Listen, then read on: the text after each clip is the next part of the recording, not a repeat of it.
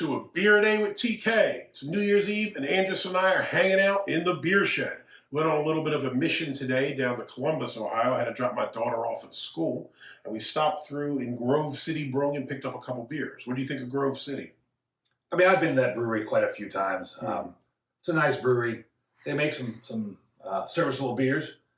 I spent Halloween there last year, 2020. Okay. I was there once with you years ago. It might have been, I don't know, 3-4 years ago. I think we were going down to our friend Mike's house and we stopped in there briefly. But I hadn't been back since. But it was a stamp on the Ohio, what's it called? Ohio On Tap, the craft brewers app. Ohio Craft Beer. It doesn't even say it on the hat that I got from them.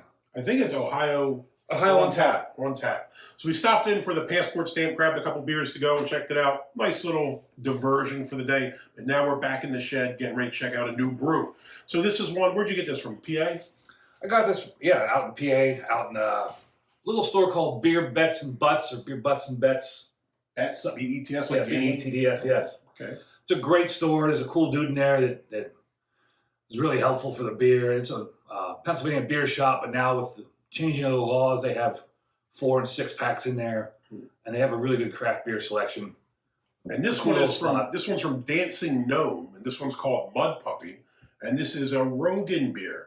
So I know I've had a couple of Roggenbiers over the years, but can't say I really, it's not a style you frequently see. Well, I didn't realize Roggenbier meant rye beer. Rogue must mean Roggen. Roggen must mean rise. Yeah, I looked it up, and it was saying for the style guide that it's essentially kind of like a hefeweizen, except they replace the wheat with rye, which sounds nice to me. I'm a fan of rye bread and rye in general. Hefties are a little sweet. I wonder if that will cut back on the sweetness, make it maybe a little more palatable for those that don't really like the sweeter parts of the Heffy. So pretty interesting. Now, I'm interested in trying this beer because I believe it was over the summer, I went to this brewery, but because of the different COVID protocols and things, the brewery wasn't open inside, but they had set up a little stand in their back parking lot and only had 5 beers on draft. Sure. Unfortunately, 4 of them were either IPAs or pale ales, and then one was a pumpkin beer. Now, when you're limited to 5 beers, why would you have 4 of them be? That's like playing Russian roulette with bullets in every chamber, dude. You have to have something a little different, man, and not just a pumpkin brew. That's a little rough one. So I'm excited to try this since it's completely different and not an IPA. Well, let's see what else we have on this. This is, like I said, Dancing Gnome out of Pittsburgh, PA. Mudpuppy, Roggenbier, 5.4% ABV. I couldn't find anything on the IBUs. Ratings, not a heck of a lot out there. On Untapped, it had a 3.73, but there was only 163 check-ins, so very limited sample size. Beer Advocate, nothing. I really didn't expect it to show up there. Usually, you could have thousands of ratings on Untapped, and you might have 2 on Beer Advocate. I don't think people really use it as much. The other thing I love about this is they have the artist's name listed on the can. So this is Rosalie, I believe it's Hazlett, Haizlett. I'll throw a link down to her work in the description below. As the father of an art student, I absolutely love it when they list the artist's name on there. Might as well give them some credit and hopefully send some business their way. And it's a cool looking label.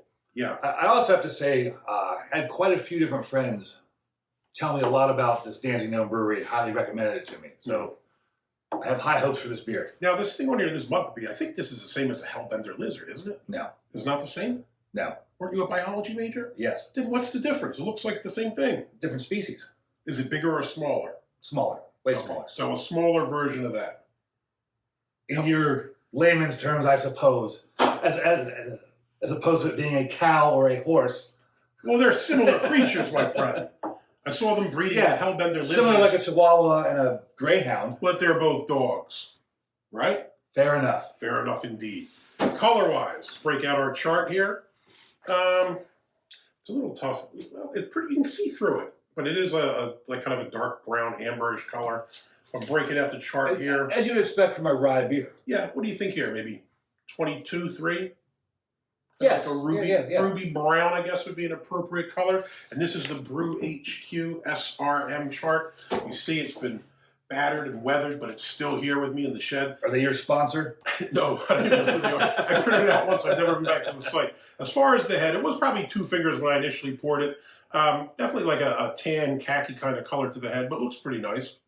And it's hanging around. Yeah, yeah. I mean, it wasn't super thick, but it's not dissipating that quickly. No, not at all. Let's give it a sniff.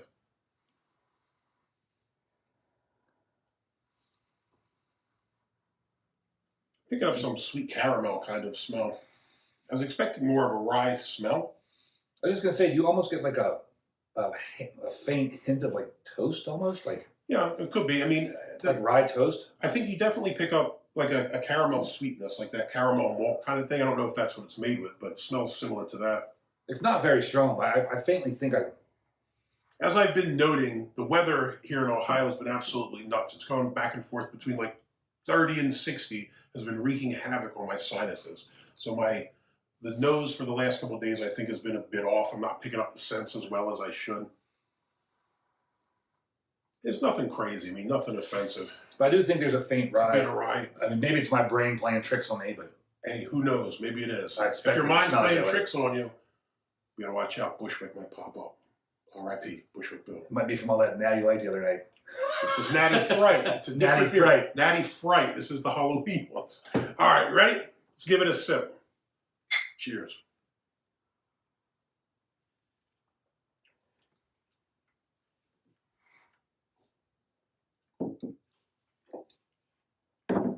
Medium bodied, kind of on the lighter side.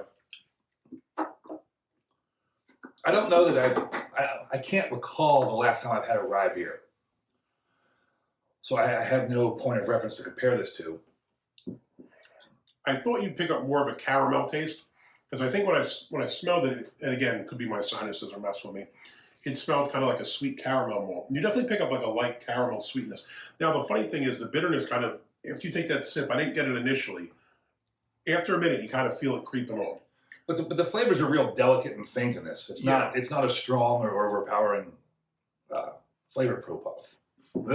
Flavor profile. Now, if it's supposed to be like a Heffy, when I was reading on the style guide, it was saying that you could still pick up banana and all that kind of stuff. I don't really pick up banana in this at all. I get a little bit of maybe banana, I'm not getting but that. not the big clove or heavy one. Yeah. Yeah, I'm not picking up the clove really, or I mean, again, not that it has clove, but if you're going with that Heffy profile, I don't really pick most of that stuff up. What am I picking up? A bit of malt. You do pick up some kind of like a nice rye taste, but it's not strong. I like rye. Rye's my go-to bread. As do I. For everything, so I kind of like a strong rye taste. But this definitely has like a darker, like a darker kind of bready taste to it, which I think is quite nice. I do like it. But the flavors are very delicate in here. They're very subdued. They're not pronounced. And even the bitterness you get, I think, kind of creeps on kind of later. There's something else in it that I can't quite place. Like it's some strange taste that I'm not really familiar with. If you were to drink this 6-7 beers in, you wouldn't even be able to taste it. This would be a beer that you'd want to have first thing, one of your first beers of the day. To pick up the subtle if kind you of wanted flavors to enjoy the flavors and pick them up. Now, that being said, 5.4%, if you're looking for, I don't really consider that super high. I know some people, maybe anything over 5 is high.